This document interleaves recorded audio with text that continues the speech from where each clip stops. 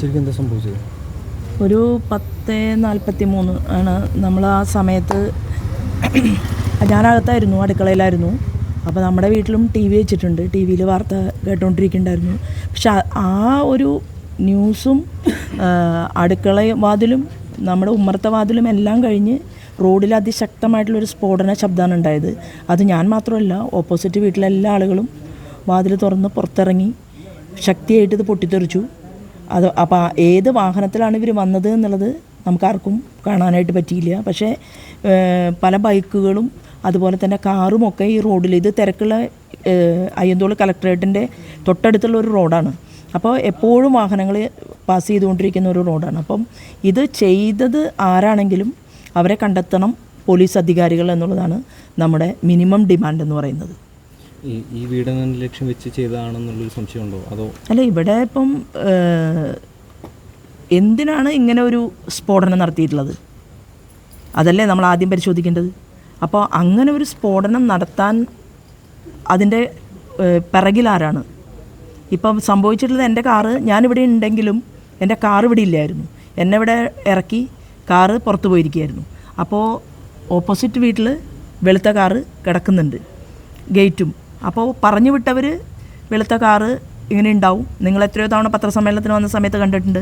അപ്പോൾ ഈ വെള്ള കാർ ഇവിടെ ഉണ്ട്, ഒരു വീടിൻ്റെ മുന്നിൽ വീട് ഐഡൻറ്റിഫൈ ചെയ്തു, പറഞ്ഞു കൊടുത്തു. പക്ഷെ നോക്കുമ്പോൾ കാർ ഇവിടെ ഇല്ലാത്തതുകൊണ്ട് വളരെ കുറഞ്ഞ വ്യത്യാസമേ ഉള്ളൂ തൊട്ടടുത്ത വീടുമായിട്ട്. ആ വീട്ടിലുള്ളവരങ്ങനെ പുറത്തു പോലും ഇറങ്ങുന്ന ആൾക്കാരല്ല.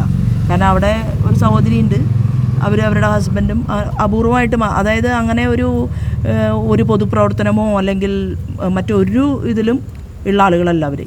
അപ്പം അങ്ങനെ ഒരു സ്ഥലത്ത്, അതും ഇവിടുന്ന് വളരെ 4 അടി നടന്നാൽ തീരുന്ന കണ്ടാൽ അറിയില്ലേ, ഇത്രയും അടുത്ത ദൂരത്തിലാണത് പൊട്ടിത്തെറി ഉണ്ടായിട്ടുള്ളത്. എന്താണ് ചേച്ചി ഒരു സംശയമുണ്ടോ, അല്ലെങ്കിൽ ഇതിന് പുറകിൽ ആരാണെന്നോ? അല്ലേ, എനിക്ക് ഇതിനകത്ത് സംശയമല്ല ഉള്ളത്. ഇതൊരു കൃത്യമായിട്ടുള്ള ഒരു കാര്യം നടത്തിയിരിക്കുകയാണ്. അപ്പോൾ ആ ഒരു കാര്യം നടത്തിയത് ആരാണ് എന്നുള്ളത് അറിയണമെന്നുള്ളത് പാർട്ടിയുടെ താല്പര്യമാണ്. ഞാൻ എന്ന് പറയുന്ന വ്യക്തിയല്ല. ഞങ്ങളുടെ പ്രസ്ഥാനത്തിന് ഇതെന്തിനു വേണ്ടിയിട്ടാണ് ഇത് ചെയ്തിട്ടുള്ളത്, ആരാ ഇത് ചെയ്തിട്ടുള്ളത്, അതെന്തുകൊണ്ടാണ് ഈ ദിവസം തിരഞ്ഞെടുത്തത്, അത് മാത്രമേ അതിനെക്കുറിച്ച് നമുക്കറിയാനുള്ളൂ. അത് പോലീസ് അധികാരികൾ കണ്ടെത്തി പിടിക്കണം എന്നുള്ളതാണ് നമ്മുടെ ആവശ്യം. ഈ തുടർ നടപടികൾ ഇനി എങ്ങനെയായിരിക്കും? അല്ല, ഇതിൽ ഞങ്ങളല്ലല്ലോ തുടർ നടപടികൾ എടുക്കേണ്ടത്. ഇവിടെ പോലീസ് ഉണ്ടല്ലോ, പോലീസ് അധികാരികളുണ്ടല്ലോ. അപ്പോൾ അവരുടെ മൂക്കിന് കീഴെ ഇത്രയും തിരക്കുള്ള, അതായത് ഒരു ഗ്രാമത്തിനകത്ത് പോയിട്ട് ഒരു സ്ഫോടനം നടത്തിയ ആളുകൾ ഓടിപ്പോയിരിക്കുകയല്ല. ഇത്രയും തിരക്കുള്ള ഒരു പട്ടണത്തിൽ എന്താണ് എന്നുള്ളത് അവർ കണ്ടുപിടിച്ച് അവർ പറയട്ടെ. ഏതെങ്കിലും വാഹനങ്ങളൊക്കെ സംശയാസ്പദമായിട്ടല്ലോ ഈ പ്രദേശത്ത്? അല്ല, വാഹനം ഉണ്ടായിരുന്നു എന്നുള്ളതാണ് പറയുന്നത്. അത് അടുത്ത വീട്ടുകാരോടൊക്കെ പോലീസ് ചോദിക്കുന്നുണ്ടായിരുന്നു. അവർക്ക് അവരുടെ അറിവ് അവർ പറഞ്ഞിട്ടുണ്ട്.